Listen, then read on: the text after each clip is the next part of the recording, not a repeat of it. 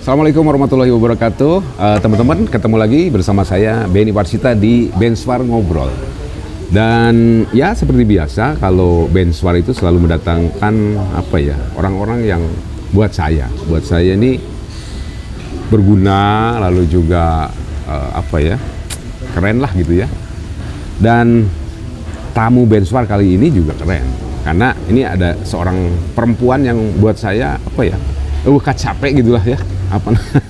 Tapi nggak tahu juga. Kita ngobrol ya. Siapa di sebelah saya? Halo. Halo Ben. Aku manggilnya apa nih? Benny, Benswar atau apa?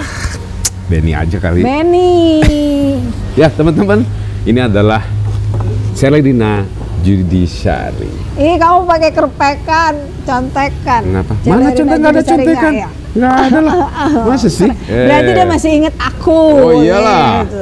Orang gimana ya? Kita dulu tuh kita satu sekolahan, terus temen main juga ya. Tapi habis itu kemana sih? Boleh cerita nggak? Habis itu kita tuh los gitu, kemana sih? Habis SMP. Sebetulnya reguler aja, masuk SMA, di SMA 4 di Gardu Jati. Kenapa Bandung kita nggak ketemu ya? Ya itu kan, Benny masih Cimahi lah, masih di sini. Nah ya denger sih masih lah. Aku punya nama buat dia tuh tetap sampai sekarang, Benny Pasar Atas. Jadi kalau Benny bilang los, kalau menurut aku tidak merasa los. Pernah Benny. Kita kontekan tiba-tiba Ayu ngucapin selamat ulang tahun di FB waktu itu ya. Waktu itu saya lagi di Indramayu kalau nggak salah. Oh gitu ya. Malah Benny yang kesana kesini. Kalau aku sebetulnya nggak terlalu banyak. Sampai selesai kuliah tuh tetap di Cimahi, di rumah yang sama. Cuma dia yang lupa padaku. Gitu kan. Enak aja. Jadi beda konteksnya. Teman-teman, ini jangan salah arti ya, makanya diundang ke sini juga. Gua inget banget, aduh. Cuman dia yang sibuk sebenarnya. Itu oke lah, karena namanya juga kita hidup itu kan mesti dikejar apapun itu. Ya. Nah, setelah dikejar itu, sebelum kita ngobrol ke yang inti ya. Habis itu ngapain sih? Pernah juga kan buka kuliner juga ya, pernah ya di Bandung ya. Berapa lama sih? Sekarang masih? Sekarang istirahat dulu. Kalau ngomong inti apa yang dikejar, sebetulnya bingung juga ya. Karena kalau aku mengejar banyak hal, jadi puyeng sendiri sih. Tuh kan bener kan? Ngeles ya bener ya? Nggak, bukan ngeles. Memang ada tipe-tipe tertentu. Dulu waktu kita masih SMP lah, masih barengan, orang mungkin ngelihat aku aneh ya. Karena mungkin full of energy gitu, yang nggak bisa dipahami orang. Tapi sebetulnya biasa aja, bukan nggak bandel. Yang paham ada.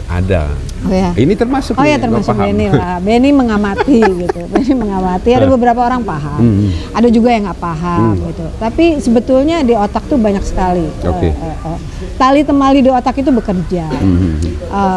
Dulu waktu SMP, SMA, kuliah, informasi itu tidak sebanyak sekarang ya Ben ya? Ya benar. Jadi kita sebenarnya nggak tahu sih kita tuh mau apa, kemudian jalurnya apa, tidak sebanyak sekarang gitu loh ya. Bener. Sekarang dikit-dikit bisa membuat konten, bisa bisa ada si Om Google. Ya. Kalau dulu nggak tahu, dan aku juga nggak tahu mauku apa. Justru sampai SMA dulu kita ada penjurusan IPA, IPS. Ngambilnya tuh IPA gambar, perspektif.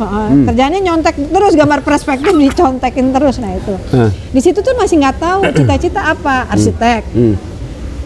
Nggak jelas, tapi nyoba, semua dicoba.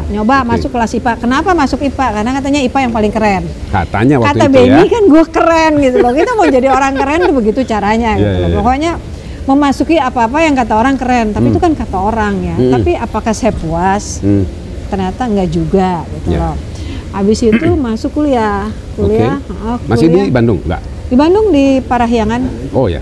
Dulu itu juga, dulu tuh nggak tahu juga kenapa ya. Terus milih sekolah swasta.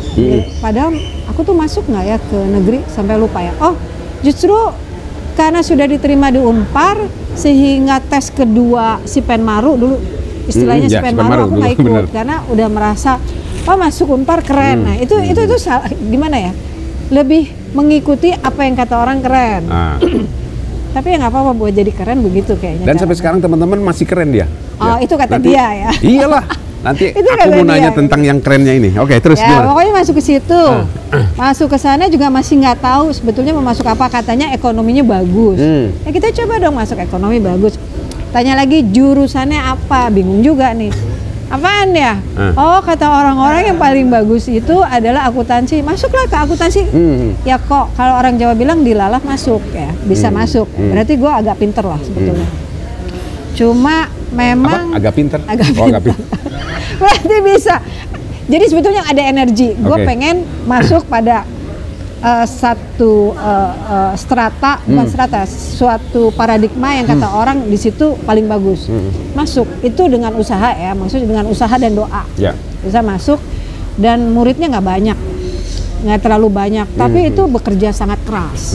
Di situ bekerja sangat keras. Kerja juga jadi sistemen. Dulu pernah jadi internal auditnya di Matahari Putra Prima. Dulu kalau paling keren kan dulu Matahari ya di alun-alun gitu kan. Jadi pada saat orang-orang belum kerja, aku udah kerja. Nah, suka ketemu tuh sama teman-teman di mana? Di angkot. Pulang dari situ tuh naik angkot. Oh, dari mana? Oh, pulang kerja. Oh, kayaknya keren gitu ya. Itu tuh masih konotasinya keren, tapi belum tentu orang mengatakan itu keren ya. Orang dulu masih bingung. Nih orang pulang malam. Bandel banget sih gitu kan. Gua ngalamin tuh tetangga yang ngelihat dari korden gitu. Jam 5 pagi nih gitu ya. Jam 5 pagi tuh udah pergi gitu loh. Karena jadi berarti aku tuh agak lebih visioner lah. Aku merasa memang ada energi yang orang tidak memahami tetapi aku lakukan. Tetapi apakah aku bahagia dengan akuntansi dan lain-lain? Ternyata mungkin aku tidak terlalu suka dengan angka. Bisa. Lulus waktunya pas, angkanya bagus, bisa. Tapi ada yang tidak. Istilah bahagia tuh udah mulai masuk tuh. Gue bahagia nggak? Pada saat itu tuh banyak aku ikut teater ya. Teater di kampus, boro-boro dikenal sebagai pemeran utama. Gue nggak cantik, gue nggak beken. Jadi pokoknya jadi itu loh pemeran, jadi ibu-ibu cuci, itu udah suka gitu. Terus dari situ sih awalnya. Jadi aku mencari hal-hal apa sih yang membuat mengisi jiwa gitu ya. Maksudnya lebih ke konotasinya situ. Nih teman-teman, makanya ini dia udah ngebuka sendiri sebenarnya ya. Dari situlah awalnya. Nah itu makanya gini. Jangan salah, gue dulu di SMP suka dikata-katain karena kasus itu, maksudnya dengan energi gue yang berlebihan gitu loh. Iyalah, karena kan zaman itu itu tadi teknologi belum ada. Iya, paradigmanya tuh masih benar-benar ngolot gitu, lah gitu ya, ngolot lah. Wajar juga sih. Terus tadi pugu-pugu misalkan kerjanya memang di kantoran, tapi karena pulang malam kan gitu lagi. Ternyata bukan teman-teman. Nah ini waktunya saya mau nanya nih. Gini, setelah tadi ceritanya panjang banget tuh ya. Artinya bukan panjang banget, sedikit ya. Bukan, sorry. Maksudnya panjang banget itu adalah jalannya gitu. Dari mulai sekolah terus terinspirasi dengan sesuatu segala macam. Gue tuh mau nanya, kok tiba-tiba terlibat di sebuah media yang buat kita besar gitu ya, karena layar lebar, terutama kan layar lebar. Kalau sinetron kayak gitu di layar kaca kan itu udah banyak orang bisa lah gitu. Nah, aku nggak pernah ke situ loh, padahal pengen ya, nanti barengan ya. Nah, justru pengen nanya itu cikal bakalnya dari mana? Dari itu tadi yang teater itu awalnya. Iya, nggak. Aku merasa sebetulnya memang ada otak kiri kananku ya, kiri ya kali ya. Itu tuh lebih lebar ya, lebih besar. Tetapi karena orang tua itu kan memang kolot ya, bilang bahwa lu matematika harus bagus, bahwa lu harus nilainya harus bagus. Jadi lebih terkotak di situ. Tapi sesudah selesai S1 kan kerja nih, kerja udah dong. Maksudnya itu sudah dedicated untuk keluarga. Gue udah selesai nih. Pada saat udah bisa cari uang, kan kita berpikir sendiri. Sebenarnya gue nggak di sini loh. Gitu. Harusnya aku bisa kaya banget loh ini sekarang bisa masuk Pricewaterhouse karena teman-teman aku yang sekarang itu memang ada di kelompok yang sana. Mereka akuntan, mereka ada di agensi yang besar. Tetapi aku tuh berpikir ada yang nggak beres, ada yang nggak sama. Nah itu ketemunya dengan teater-teater kemarin itu atau ikut-ikut nari, teater itu pun juga diem-diem karena orang tua juga nggak ngasih izin. Yang responnya kurang lah gitu ya. Ya cuma gitu-gitu aja, coba melihat cuma jadi tukang cuci sebentar tapi latihannya lama gitu ya. Namun SMA tuh gue inget banget, SMA ada FFI dulu ya. Gimana caranya gue bisa ke FFI itu? Hanya karena suka-suka aja ya. Dulu kan ngefans ya. Itu ngefansnya sama Om Ray Said Papi. Itu pokoknya gue selalu menceritakan, gue seneng banget ceritain itu. Om Ray gitu. Sama udah waktu itu belum kenal berarti? Belum ya, masih apa? Wah kayaknya di luar jangkauan. Dulu tuh film tuh luar biasa. Orang-orang kalau ngelihat bintang film kita itu wow gitu ya. Ikang Fauzi. Seneng banget, gue inget banget dulu pakai kaos hijau, pakai blazer, gue duduk di situ, gue foto Ikang Fauzi sama si Ray Said Papi. Tapi nggak pernah tahu bahwa gue akan di situ, dan itu kan kayak di luar jangkauan ya. Pemikiran kita bahwa ada dunia yang kayak begitu gitu loh. Kan cita-cita dulu kalau ditanya jadi apa, jadi dokter, insinyur, nggak pernah ada cita-cita emang gue bisa jadi bintang film, nggak pernah. Kecuali Maria Angelina ya waktu itu ya, tiba-tiba jadi sesuatu gitu loh. Ya kan dia cantik gitu. Kalau gue apaan gitu kan. Ya awalnya ada di situ. Juga ya? Tetanggaan. Ya nggak tahu lah, mungkin di situ ada apa ya, udah mulai ada sesuatu. Kemudian gue ke Amerika, sempat ke Amerika, balik lagi sekolah di Prasetya Mulia. Di situ mulai menentukan jurusannya apa. Kalau orang tua kan mintanya masuk ke finance ya, dari akuntansi harusnya ke finance, aku enggak. Kayak aku masuk langsung ke marketing. Di situ tuh mulai happy. Wah, ada brand, ada sesuatu, gue gambar, gue mulai gambar-gambar, gue mulai membuat satu produk tuh jadi hidup. Berarti ada di situ ternyata nyawa saya tuh. Ada sesuatu yang lebih fleksibel, dinamis lah ya. Kalau hitungan kan ya lu mesti hitung. Oh gue dulu jago loh pakai kalkulator ngeliat. Tolong hitungnya begitu ya. Tapi kan itu bukan saya. Jadi masuknya ke sebelah sini mulai lahir. Keluar dari situ masuknya ke agensi Matahari. Dari Matahari ke Matahari. Itu udah lebih hidup lah. Nah biasanya ini bukan masalah film atau apa. Aku sebetulnya bukan melulu di film sekarang ya. Tapi lebih kalau bisa dibilang sekarang adalah dunia kreatif. Dulu belum ada istilah ini. Dulu kan lu anak agensi kan gitu. Tapi kan kita tidak mengkotakan itu sebagai sebuah dunia kreatif. Enggak, cuma lu agensi, lu apa-apa. Dari situ dari agensi masuk lagi ke client side, branding. Pegang berapa 250 store gitu ya. Dulu CFC lah, California Fried Chicken lah. Itu beken banget. Aku di situ. Ada di situ membuat gebrakan-gebrakan. Seperti misalnya kenapa sih CFC tidak deal dengan musik? Dulu belum ada zamannya KFC dengan musik. Aku udah gandeng dengan Padi. Ya zaman dulu gitu ya. Kemana-kemana. Wah itu heboh banget. Aku merasa hidup di situ. Jadi bukan masalah film atau apa, tetapi lebih ke kreatif. Dan ya sudah, karena aku sudah memiliki hidupku keseluruhan di situ, aku mencoba untuk ada di situ, gitu loh. Dan ternyata suami mendukung, ya anak-anak mendukung. Kemudian masuk ke TV. Nah itulah dari TV, biasanya kalau TV kan gitu-gitu ya, ke event, ke film, kemana. Sama sebetulnya Ben. Ya, Benny malah lebih bisa bikin film pendek. Aku diliatin film pendeknya Benny. Bisa nanya uang gimana sih? Aku gak ini bisa. Mau belajar teman-teman. Ini suka merendah nih. Gue disambil dong. Ini Kalaras nih.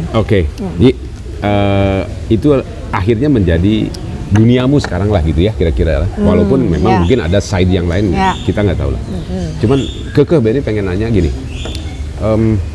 Ada satu apa ya, entah itu ciptaannya bagaimana, akhirnya itu menjadi sebuah trademark baru di Indonesia terutama ya, karena layar lebar itu yang pada saat itu produsernya ini nih ya. Apa tuh? Yang film apa sih yang pahlawan Indonesia tuh? Kadet terus apa lagi waktu itu? Jadi aku terlibat lah. Satu gini, keterlibatan, mungkin aku punya cita-cita ya. Buat aku film itu di luar jangkauan aku.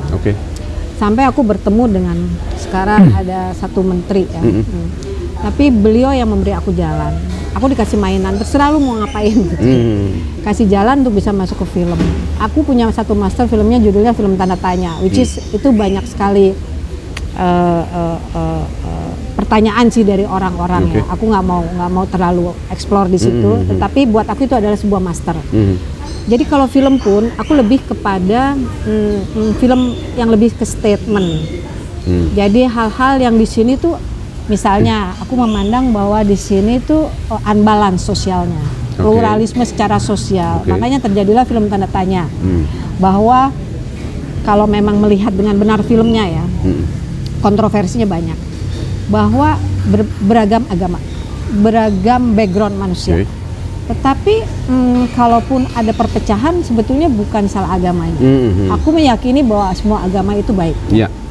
Tapi manusia punya motivasi masing-masing, punya emosi masing-masing yang membuat itu menjadi sesuatu. Nah, di Tanda Tanya tuh ada di situ. Nah, itu harus melawan banyak pihak pada saat itu keluar, karena itu tiba-tiba deng sesuatu, wow gitu kan. Itu film pertama gue gitu loh. Wah lah. Jadi kita bukan ribut publikasi filmnya, tapi berhadapan dengan kontroversi ini. Jadi film itu bukan semata-mata bikin film aja, tetapi banyak hal di luar situ. Kemudian masuk lagi ke Soekarno ya. Soekarno, aku tidak terlibat sebagai produser, tapi di belakang. Waktu itu kerjasama dengan Multivision. Nah, itu juga ada masalah ya dengan keluarga yang tidak sepakat, jadi belajar dari situ. Film itu sebenarnya kenapa sih orang bikin film? Padahal dramanya tuh lebih banyak lagi dari drama situ gitu, dan penonton tuh, jumlah penonton cuma Tuhan dan penonton yang tahu gitu. Pada akhirnya begitu ya. Jadi lu harus memang siap rugi, siap apa, bisnis asset itu ada di situ segala macam. Tapi buat aku justru itu, karena aku ternyata tipe orang yang suka kerumitan. Aku tuh kompleks, makanya rambutnya ternyata keriting. Ya karena saking rumitnya ya udah rambutnya. Saking rumitnya dulu nggak sekeriting ini gitu. Link keriting kan dulu, keriting ya? Keriting tapi nggak gini-gini amat. Oh ya, nggak belum serumit ini gitu ya? Ya, sempat dicatok gitu, catok tuh lurus. Maksudnya pada intinya semua pekerjaan adalah sama. Kita coba kuliner juga sempat punya 15 cabang ya. Cabang banyak loh cabang itu, dan itu brand sendiri. Tapi ya karena aku bukan orang yang konsisten dalam ini, jadi bisa lompat-lompat gitu. Ya begini jadinya. Jadi kalau dibilang film ya enggak juga. Terus tadi film apa ya? Ya Kadet ya terakhir Kadet. Itu gimana ceritanya kok bikin sesuatu yang anti mainstream banget kalau menurut Benny sih gitu. Kenapa kan sih? Gini Ben. Apa stuck gitu dengan percintaan, soalnya nggak suka kali ya? Enggak suka. Suka juga ya? Kita kalau ngelihat juga drakor teman-teman kita juga. Tanya, dia suka percintaan, buktinya kita tanya. Sekarang anak berapa? Anak 2. 2 tuh, benar itu buktinya. Kenapa? Itu mah cinta yang beda dong.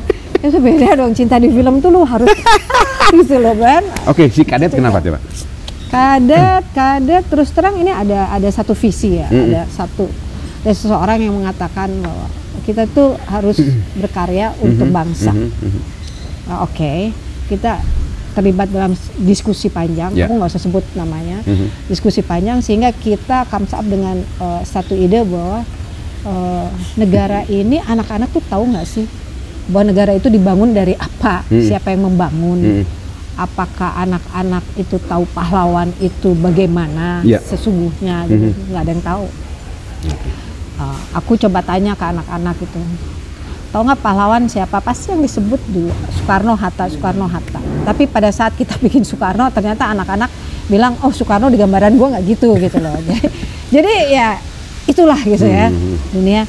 Nah terus masuk ke Kadet. Bukan berarti ini adalah film plesetan nggak juga kan? Enggak, ini bukan film. Ini real. Ini kisah nyata. Kisah nyata. Kenapa ngambil ini?